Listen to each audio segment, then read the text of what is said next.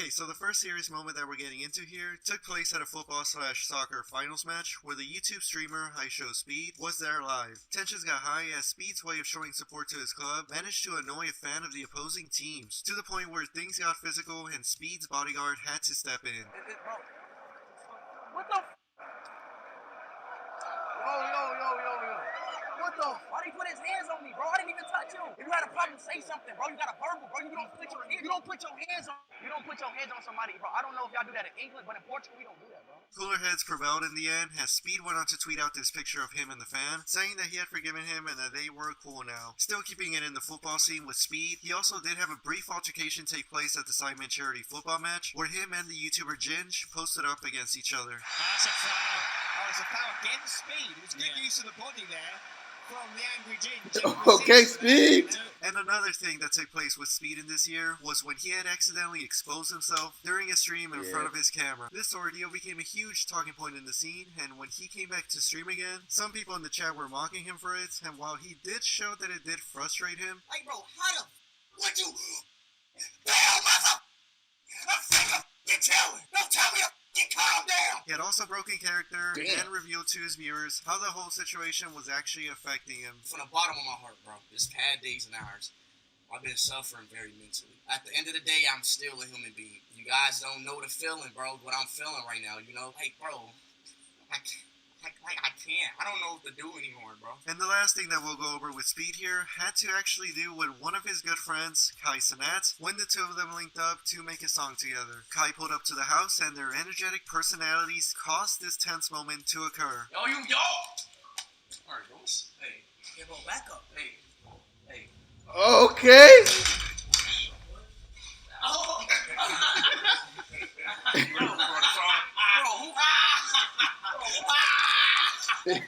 Make this song, bro. What happened, bro? Let's make this song. What happened, bro? He's mad because I flung him. And you know, while we're on the topic of Kai Cenat, we also did have a situation take place between two members of his AMP group, that being Agent and Phantom. And this, believe it or not, had to do with the running gag of the Phantom tax. Phantom had taken Agent's fridge from his room and put it in his, and when Agent went to go get it back, he did retrieve his own fridge, but then also went back to go get Phantom's as well, to which Phantom did not appreciate. This ain't going nowhere. You gotta take that, my boy. Oh, I ain't know about this. What up? It's the Agent tax. Right. Nope. You getting that, boy. Shield me, bro. Phantom's not letting that slide. Yeah, Phantom. Yeah, Phantom. What is you talking about? You're not gonna take my fridge.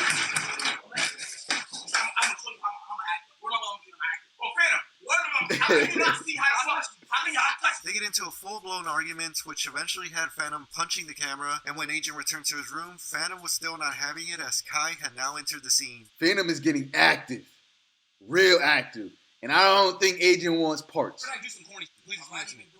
You want me to, I'll mute it and tell me something. My dead man's pull up. We're going to go outside. Okay, check. Give me a sec. I'll be right outside. Bro, sit down. You don't want no smoke. No, we gonna talk, bro. Stop playing.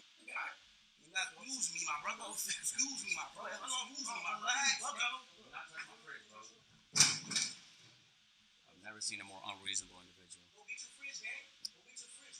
I'll grab it later. Yeah. Luckily, no long-term animosity came out of this, and the two are still cool with each other now, continuing to make contents for AMP. Now, going back to Kai, while he manages to keep his cool with a lot of people, one person that did get under his skin was Matan Evan, aka the Bill Clinton kid that crashed the 2022 Game Awards. Matan, this year, became known for showing up in the most random places, and Kai's livestream at Universal Studios was no exception. But Kai, with no interest in entertaining the kid, let him know how he felt about his stream sniping appearance. No, I've seen him before. What the hell? What's going on? You're the most random person. You're not with us, but I've definitely seen you before. Can I get a quick photo? Whoa, stop doing that, bro. Stop doing that, bro. You trying to be low. Stop doing that. Boy, you ain't being mad annoying. Are you disturbed? Oh, he disguised. Like, come on, man. Matan, still wanting to troll another big streamer later on, then set his eyes on the political commentator Hassan Piker and found the perfect opportunity to do so when Hassan went onto the front lines of the Writers Guild of America strike in the middle of the year. What's going on? How you guys doing? We love landlords. We're all against unions. Nah, he be trolling. The landlords and the unions. We love landlords. We love them. We love landlords. You want to move away a little bit? No, we love landlords. No, we like unions. You better stop playing. We love landlords.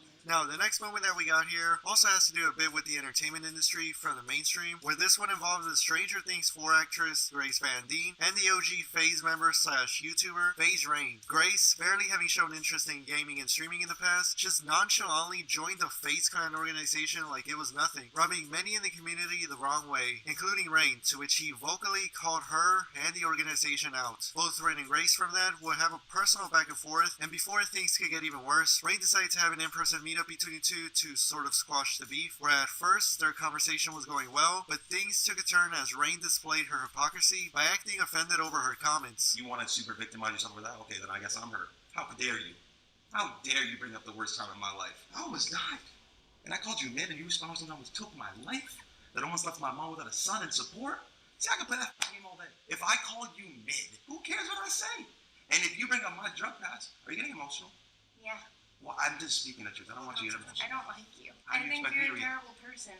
Really? Yeah. I was just pulling the acting stuff out. Because I said that I Pulling could. the acting out now. How am I a terrible person for what? Pulling the acting How am I a out terrible now. person? Explain. I don't owe you an explanation, actually. And I owe you an explanation.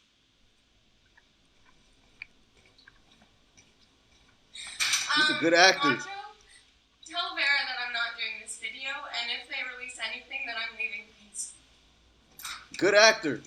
While it's not been entirely clear if Grace had officially left FaZe, she did remove their name out of her bio, but Rain has gone on to claim that she is still in the organization due to industry connections and circumstances. But now, moving on from that side of the entertainment business, we're now going to go on to a bit of the fighting game, where first we saw the second Creator Clash event take place, where in the main event, iDubbbz took the second boxing loss of his career, but became emotional with the support that everyone has shown on that night. What would you like to say to all your fans and supporters? I don't know. That's hard. I know I'm not everyone's cup of tea, but I really do appreciate the support. About 6 months after that, another crossover boxing event took place that saw the undefeated KSI take on the professional boxer Tommy Fury on the Prime card. And in this one, after a good showing from KSI to the surprise of many people, the judges announced Tommy Fury as the winner, and this set off KSI in not just the post-fight interaction, I was throwing the chops, and I was the one put work in. You weren't landing! You weren't landing! You weren't landing! Look at your face! Look at your eyes! Huh? Look at you! but also in the solo interview that he had later on. They said he was going to knock out. Damn, he heated. I'll be mad too. You will get the rematch and you'll win the rematch. Do you want that rematch? I hate losing. From KSI there, we now go on to his business partner in Prime, Logan Paul, also having an emotional moment take place. But this one occurred on his podcast at the beginning of the year, where when he was in the midst of receiving backlash for the CryptoZoo and George Janko face situations, he had received a note from a stranger that comforted him, and Logan broke down a bit while talking about it. I told him that it was just insane how the reciprocation of energy that had taken place with me at a point in his life. You being there for him and him being there for you. Yeah, at one point I was a light for him, and then when I needed it, he was a light for me. I couldn't be more grateful. It's just crazy. I saw it unfold in real time, man. No one's ever written me a note that nice. Logan also later in the year went to a UFC event where he was actually seated next to the YouTuber Gideon. Gideon at that time was live streaming himself at the location, and when Logan came down and sat next to him, everything was all good for a while, but as time went on, Logan started becoming more and more uncomfortable being on the live stream, and had then asked Gideon if it was okay if they could move and or switch seats. Would you want to switch seats with us just because we don't feel like being live streamed already? Or you can move down this way? I want to just say here. I'll just switch with Chris. Yeah. No. I'm gonna just say here. You know what I'm saying? You promise? Promise, bro? Promise? Don't be mad. I just don't feel like being on camera all night. I'm not mad. You know? I'm chilling. Chat. It sounds chilling. I mean, we were there first, technically, but. Gotta be the bigger man. Moving on from that awkward moment, Gideon and Logan's brother Jake then started beefing after Jake had mocked Gideon for moving seats on that night. Can you move to your left a little? I'm not in Gideon. I'm not a fanboy like Gideon who's like, oh, yeah, that's Logan. Oh, that's Logan. I'm your own fucking brother, bro. We can go toe to fucking toe. Jake, why didn't you keep the same energy when he f***ed your girlfriend while you were still dating her? This ticked off Logan a little bit as his Damn. name was brought up, and he thought that Gideon had gone a bit too far with his brother. But at the time, both him, Logan, and Gideon were still somewhat cool with each other, just now a little bit more on thin ice. But when the build-up to the Prime Cards Logan Paul versus Dylan Dennis fight started taking place, Dylan was consistently going at Logan's fiance online to build hype for their fight, and Gideon expressed that he found Dylan's antics to be hilarious. And Logan, throughout all of this in the background, saw everything going on. Then, when the launch press conference for the event took place, Logan got into heated interactions with Dylan throughout the day, including a face-to-face. Your Twitter account is a Logan Paul, Nina Agdola fan I'm the one that page. built this for you. I'm the Why did you guys do that? Look at me now. And the launch press conference itself. Bro.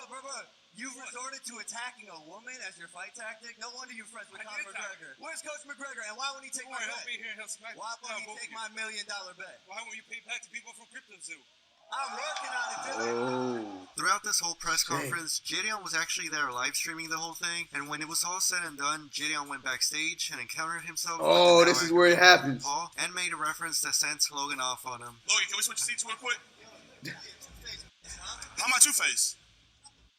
How am I Two-Face, Logan? I wasn't the one laughing when Jake was making fun of me. I make one comment to ask you corny to switch seats so I can enjoy my day. That has nothing to do with it. It's what you did with Jake. That's all it has to do. It's what you did with Jake. My brother. I defended my brother. But why were you defending him with KSI? Bro, he's my business partner. Okay, obviously, okay. Hey, I see where your loyalty lies. You mad Two-Face. No, I'm not Two-Face. I'm real when it needs to be real, and you don't deserve to be real too. Yeah, right, bro. You don't deserve to be real too. Hey, you got another fight. You got a whole another fight to worry about. I was keeping the jokes. I was keeping the jokes. You're the call me. Yo, please leave. Hey. Please. Say less. Please. Hey, say less, Logan. Hey, good luck with your fight, Logan. He's talking about Jake. This man went on a fucking rampage disparaging Jake, and I stood up for him, and that's what he got mad about. When I texted him, I was like, bro, you went too far with Jake. That's when he really switched up. A bit more drama regarding the two still occurred after the fact, with statements coming out from each of them, but when Gideon made a video for his audience stating that he was going to be retiring from his usual content and be turning over his life to Christ completely, one can assume that the beef between the two has now been squashed, as Logan wished the best for him on a Reason podcast episode. I think the world could use a little guidance and positive like religion in their life. So if he can figure it out, it'd be phenomenal. Good for Gideon, bro. God bless him. God bless him for making that pivot. I can't imagine it's easy. What a crazy shift. And that'll be the end of part 1 of this year's YouTuber Serious Moments. Part 2 will be coming out soon, but in the meantime, I hope that you all enjoyed this video, and I will see you in another one.